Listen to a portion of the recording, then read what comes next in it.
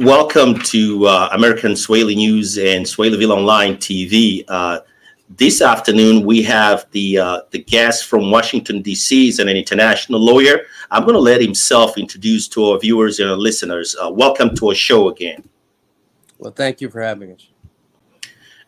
Let me start this conversation first to thank you for taking your time again and join us. I remember last time I spoke with you was almost like last year when there was a general election in Tanzania. And today we're going to talk about democracy and human rights in Tanzania. Walk us through those two topics, just in brief. Well, look, it's very simple. Tanzania is a one-party state. CCM has basically got control of every lever of power in the country. And the opposition, I think very intelligently, given that the last election was completely outrageously stolen, has decided there has to be constitutional reform before there's another election. That is a predicate because what we saw in the last election was a fraud. Magufuli did not, in fact, win. And Chadema did. And our people were subject to outrageous violence, box stuffing, attacks on people at the polls, attacks on the entire campaign that were consistent. As you know, we wrote many open letters, many letters directed to the Electoral Commission denouncing this farce. And, as far as I'm concerned, the recent abduction of Freeman Mbowe with absolutely bogus charges is just a continuation of the same nightmarish persecution of opposition by a party, CCM, which is no longer the most popular, and which is doing everything it can to maintain power at all costs. To some extent, a more limited extent, we've watched some of that in the United States with the Republican Party using every trick in the book to try to reduce black and minority voting. Over 300 different pieces of legislation in this country discriminating against people of color. And in Tanzania, they've got it far better organized. They're far more violent. And, really what they've done in the case of Freeman Mbowe is essentially set up an African Gestapo, not that dissimilar from Museveni's Uganda, where they're just picking people off the streets. In this case, the chairman of the main opposition party, and holding him incommunicado for a week. And Tanzania was recently sanctioned by the UN for their use of non-bailable offenses. So it's a tragedy unfolding in Tanzania, and all of the reputation laundering that they're trying to do is not going to help them a great deal. So you have touched a very sensitive issues with respect to the Chadema chairman, who's in jail now and has been charged with the seriously charges as you have described. So my questions to you is, this is just a follow-up question. What do you think why Tanzanians has been given this free pass for so decades within the international community? Well, look, Tanzania has an important record of governance under its leader in independence. It had some very unique revolutionary governance practices, and it has always been seen as something of a safe harbor. And I think what's unfortunately happened is, as CCM has had to deal with its loss of legitimacy over the last number of elections, they've started to use the most harsh tactics. I mean, they almost killed Tundu Lissu. They shot him 16 times. It's by the grace of God he's still alive. And now they've abducted Freeman Mbowe and charged him with bogus charges that don't pass any smell test anywhere. And, our hope is that given the reputation laundering they're trying to do in the West, that they may find a way out of this this puzzle that they've set up with Mbowe, where they're pursuing bogus charges in a Russian or Soviet style way, and that is not going to inure to their benefit. I mean, they're trying desperately to get U.S. assistance. There's a lot of worries about the insurgency in Mozambique creeping into Tanzania. Some of the jihadists in Mozambique are Tanzanians. So they're going to try to look, smell, and walk as if they've got a democracy, even though those of us who are closer to the situation know that they are a morally bankrupt one-party state. And, the new leader is to some extent a victim of these charges, because these charges really were a contract order made by Magufuli before his death. This is Magufuli reaching out from the grave. And the question is whether the new leader is going to allow this to taint her years in power, or whether she's going to try to seek a way to avert this, because I think this case would be a disaster for the country. Well, let me ask you a follow-up question. And since you're an attorney, and then there is a news surface on the social media with respect to your company or yourself to be part of the very selected attorneys who are going to representing Freeman Mbowe. Walk us through how are you going to participate as a part of the team that will join the rest of the attorneys in Tanzania?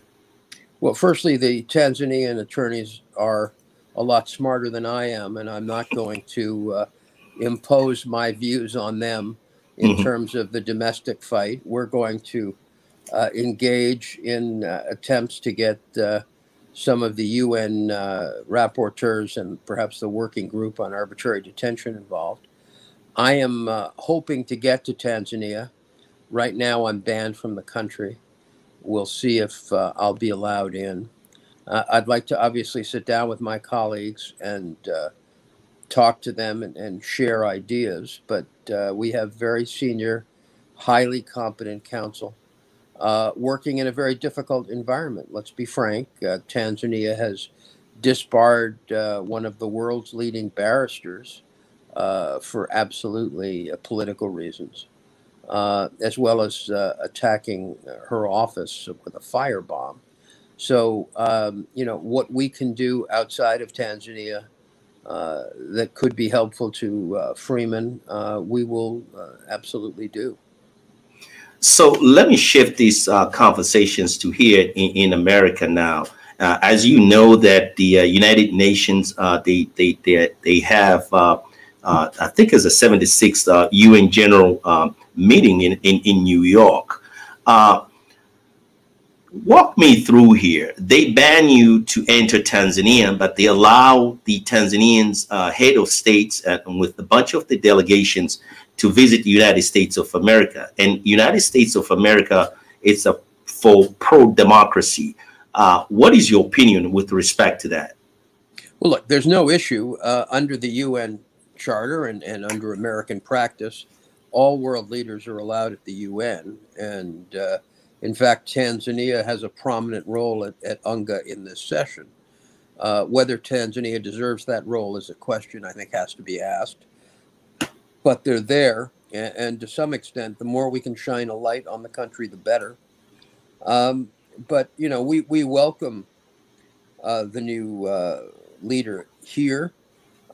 We hope that there will be peaceful protests here concerning what's happened to Mr. Mbowe, and we hope that she will listen, and more importantly, that the thugs in Chadema who are pursuing the Magufuli line will understand the costs of their illegal and indeed criminal behavior. So, what kind of message are you sending to U.S. Secretary of State with respect to what's going on in Tanzania as we speak? Well, look, directly and indirectly, we're asking the Americans to not be blinded by solely issues of the insurgency in Mozambique, and to place pressure on their friends in Tanzania to free Mbowe. So, there has been a recent trip by Victoria Nuland to certain countries in Africa, and we want to make sure that their focus just isn't anti-terror, but also pro-rule of law. So you have touched the issues of the terrorism in Tanzania, and recently the American corporate media was in Tanzania, taped a documentary about the Tanzania, and the leader of the opposition party has been charged with the terrorist charges. So what is the connection here? Do you see there's a disconnect between the American corporate American media, or walk us through here?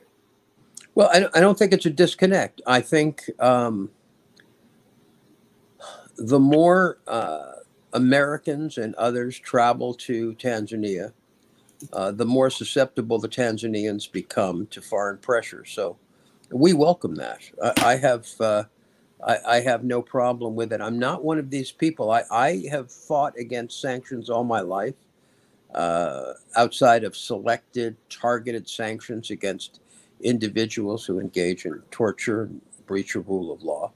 And, from my standpoint, the more Tanzania is integrated into the world community, the more the illegality of what they're doing to people like Mr. Mbowe and what they've done to Tundu Lissu, the more that rings hollow in the international community.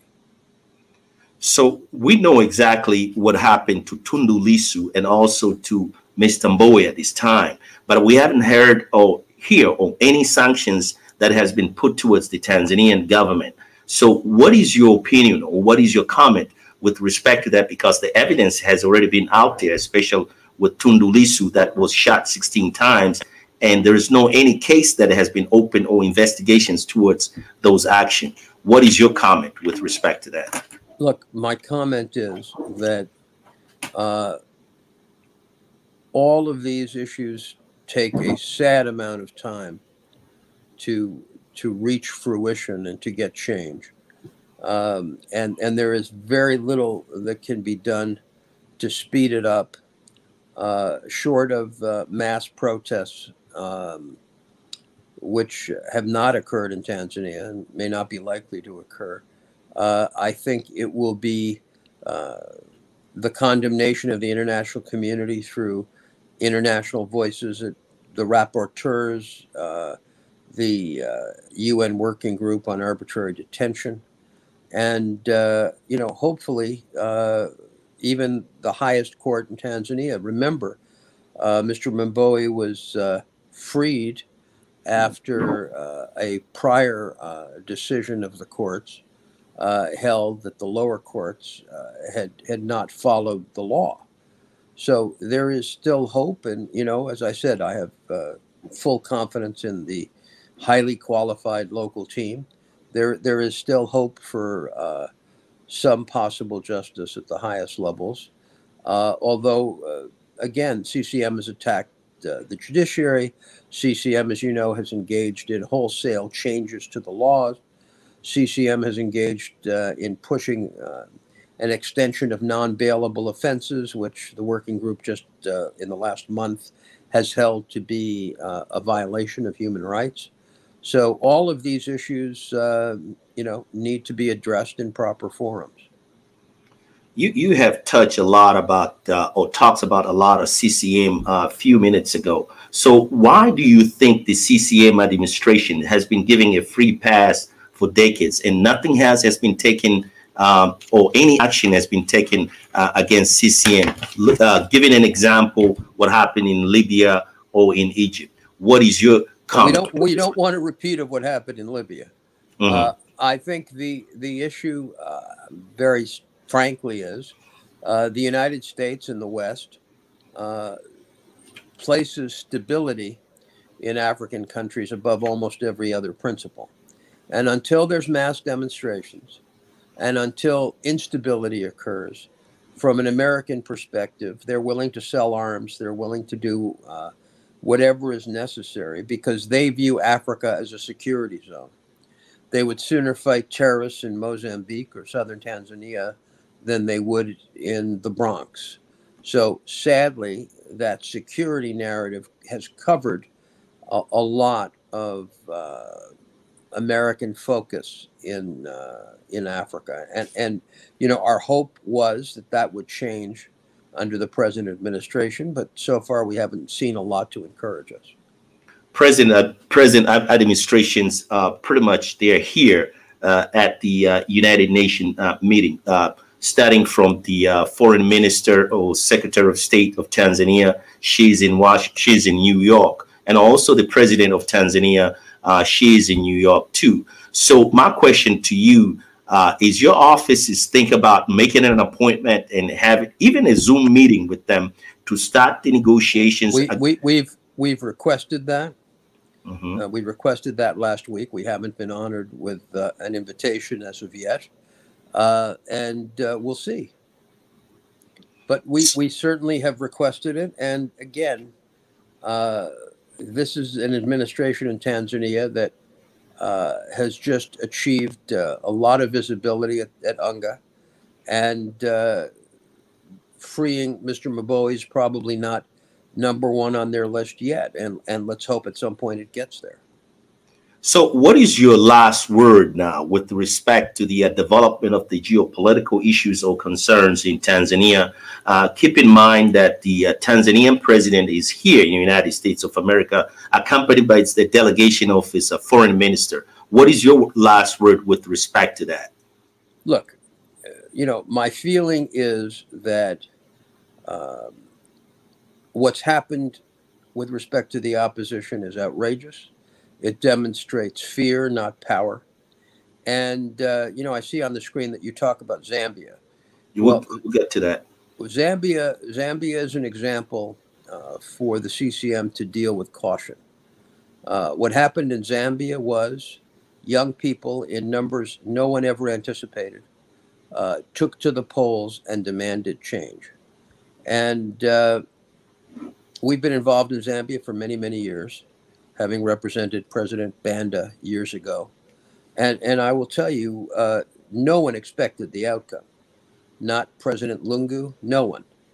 And, you know, my hope is that we will see more of these surprises in Africa, and that the present CCM government will understand that long-term, by depriving the younger generation of hope and freedom, they will be the losers.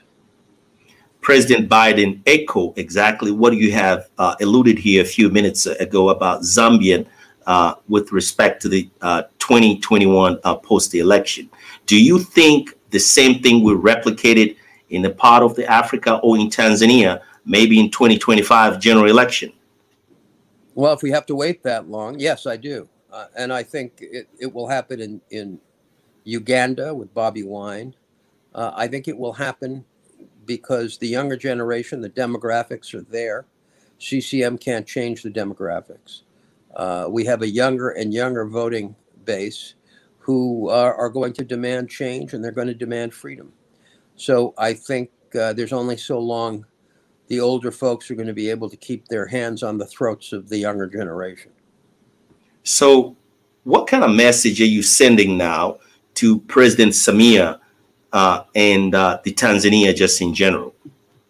That time is not on their side, and that if they're really trying to reset after the horror of Mr. Magufuli, as they've done with COVID, they need to do the same thing when it comes to changing the Constitution and restructuring the government so that actually the voices of the people can be heard.